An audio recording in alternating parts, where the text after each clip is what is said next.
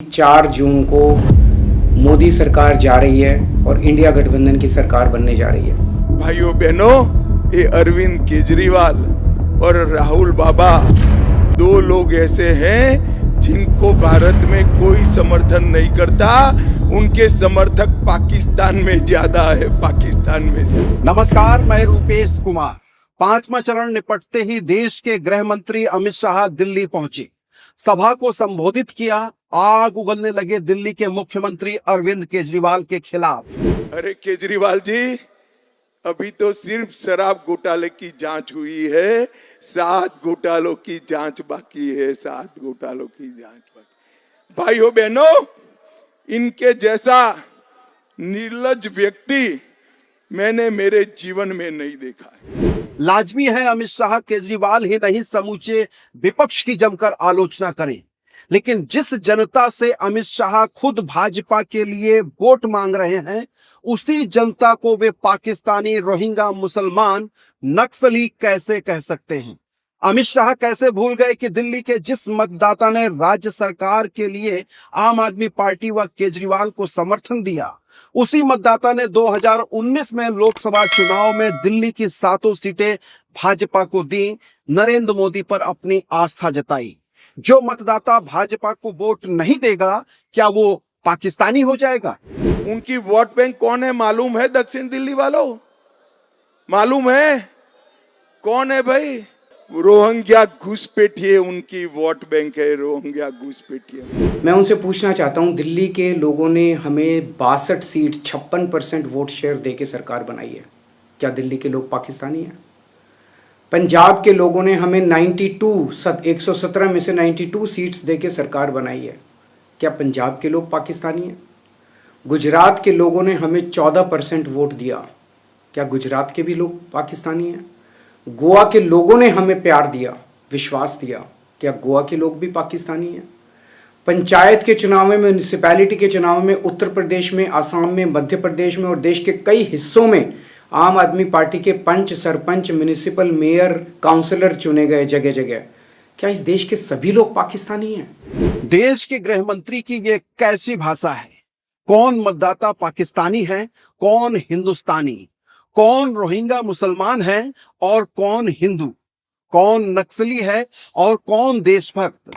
क्या इसका प्रमाण पत्र देश के गृह मंत्री अमित शाह जारी करेंगे? दिल्ली के मुख्यमंत्री और आम आदमी पार्टी के मुखिया अरविंद केजरीवाल ने कड़ी आपत्ति जताते हुए अमित शाह को चेतावनी दी। अमित शाह जी दिल्ली आए थे और दिल्ली आकर उन्होंने देश के लोगों को अनर्गल गाली गलौज करना चालू किया।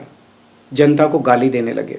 आपको प्रधानमंत्री जी ने अपना वारिस चुना है, इस बात का आपको इतना अहंकार हो गया कि आप लोगों को गालियां देने लगे, धमकियां देने लगे। अभी तो आप पीएम बने नहीं हैं और आपको इतना अहंकार हो गया। इंडिया गठबंधन दावा कर रहा है कि 5 चरणों के रुझान भाजपा के खिलाफ हैं। 4 जून को भाजपा की सरकार नहीं बन रही है।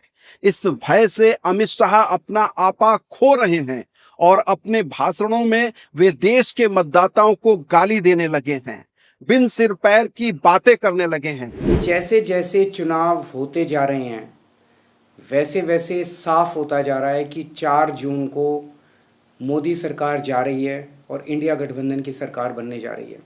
4 जून को इंडिया गठबंधन को अपने दम पे 300 से ज़्यादा सीट मिल रही हैं और इंडिया गठबंधन देश को एक साफ सुथरी और स्थिर सरकार देने की दिशा में बढ़ रहा है। आप जानते हैं कि दूसरे चरण के बाद प्रधानमंत्री नरेंद्र मोदी ने अपने भाषणों में जहर उगलना शुरू कर दिया था। वे सीधे सीधे हिंदू मुसलमान पर आ गए थे। ये संपत्ति इकट्ठी करके किसको बांटेंगे? जिनके ज्यादा बच्चे हैं उनको बांटेंगे, घुसपैठियों को बांटेंगे। क्या आपकी मेहनत की कमाई का पैसा घुसपैठियों को दिया जाएगा? आपको मंजूर है? ये कांग्रेस का मैनिफेस्टो कह रहा है कि वो माताओं बहनों का सोने का हिसाब करेंगे, उसकी जड़ती करेंगे, जानकारी लेंगे और फिर उस संपत्ति को बांट देंगे।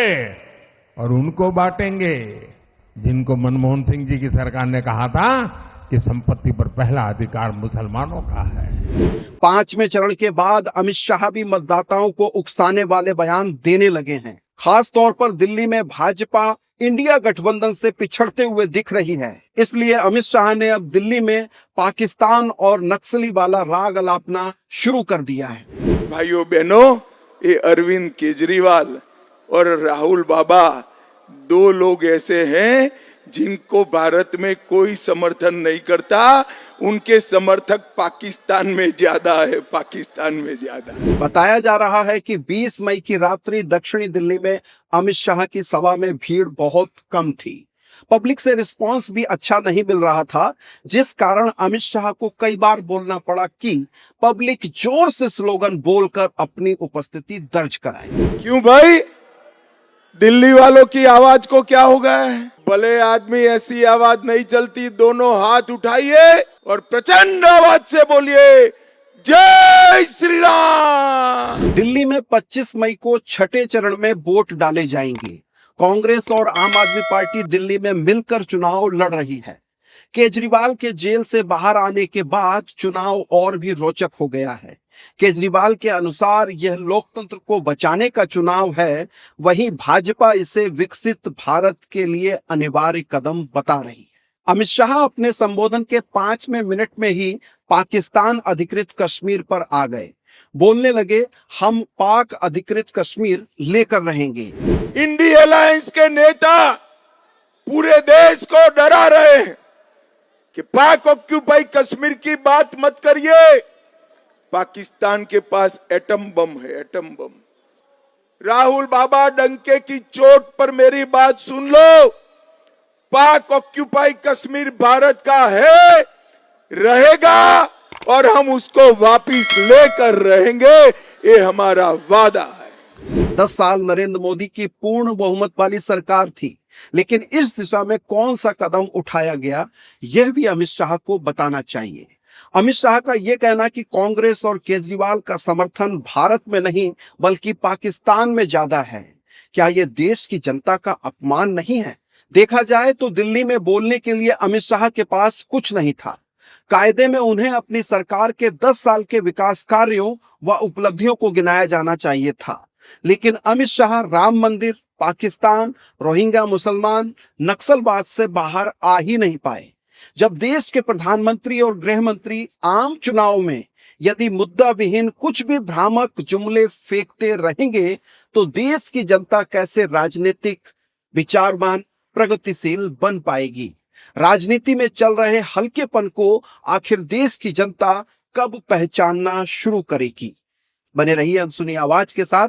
अनसुनी आवाज चैनल को सब्सक्राइब कीजिए। बहुत शुक्रिया, धन्यवाद, नमस्कार।